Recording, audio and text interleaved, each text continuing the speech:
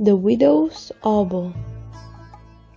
The morning was like a sun rising over the horizon, without any cloud to block the spread of its rays, announcing a day of burning heat. In those old days, the brightly colored buildings reflected the blinding light, and the city of Jerusalem was plunged into a stuffy, warm atmosphere. The Israelites were scattering through the streets, concentrating on the outskirts of Solomon's temple, waiting for its huge doors to be opened. Many faithful went to that place sacred to the Jews, intending to worship the unique God of Israel.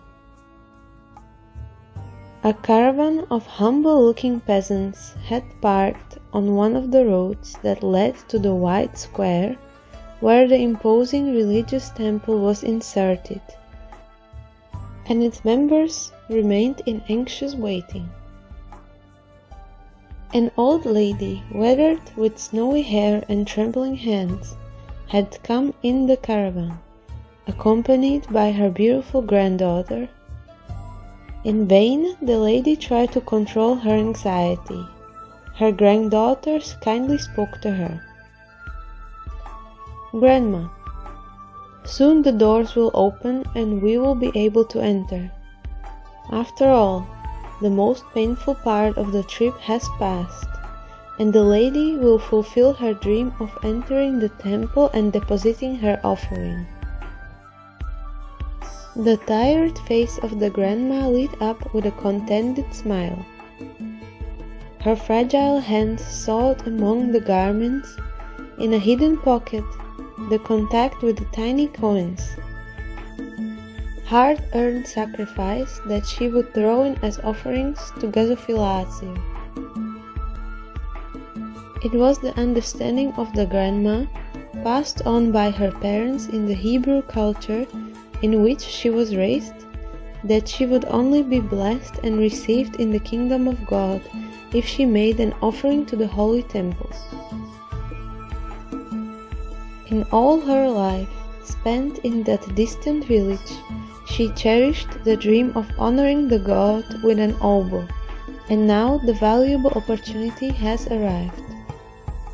Both the widowed lady Rebecca, her granddaughter, and the members of the caravan were unaware that in those days the location had received an enlightened man of majestic beauty. The people said that he was the Messiah, because of the miraculous healings he had done and his words that were surrounded by streaks of light. The grandma, hugging the girl, eagerly walked the steps of the temple without even looking away, which did not allow her to see the sweet Nazarene who was so close to watching her. However, the excellency of her feelings made Jesus recognize her merits in her, and the Master enveloped her with his loving strength. Master Jesus spoke to the nearby disciples. "Truly, I tell you, this poor widow who tossed 2 small coins into the temple's Gazofilatio gave more than everyone else, because everyone else gave what they had in abundance, but she gave what was left of her livelihood." The meaning of the words spoken by Jesus. He who does charity without self-interest, either in the simplest form, dedicating his time to alleviate physical or moral suffering, or to take a useful step for someone else, is of a great value to God.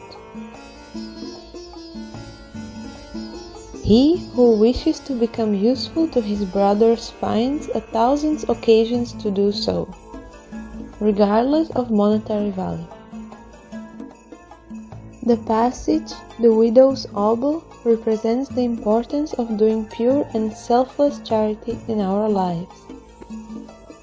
In it, the obol of a poor man weighs more heavily for God than the rich man's overabundance. Source: Psychographic work Fascinating Woman of the Gospel.